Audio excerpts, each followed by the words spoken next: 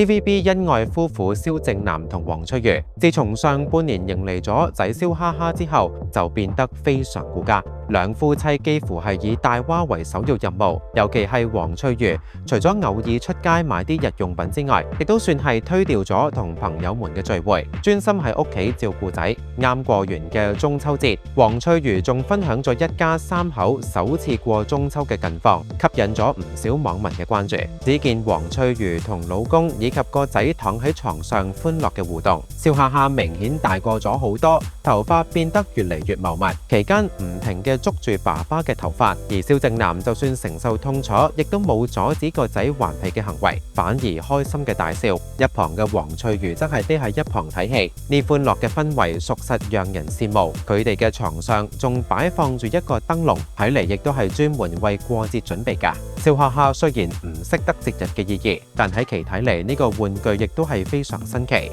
顯然用網友們嘅話說，呢一家三口嘅狀態簡直可以用幸福到模糊嚟形容。睇嚟蕭哈哈嘅降臨真係為蕭正楠夫婦帶嚟太多嘅歡樂。從黃翠如嘅言談間唔難發現，床上嘅燈籠原來係蕭正楠親自為子整㗎。雖然睇起嚟做工簡單啲，但係完全唔顯粗糙。而且呢個亦都係佢作為父親嘅一番心意，真係讓人頗為感動呢。黃翠如今雖然少咗幕前嘅工作，但係呢段時間佢亦都係積極嘅經營自己嘅社交平台，希望可以通過以拍短視頻嘅方式賺啲家用。如果轉行做 KOL，唔知道佢係咪會好似視帝鄭嘉穎嘅妻子咁樣成功呢？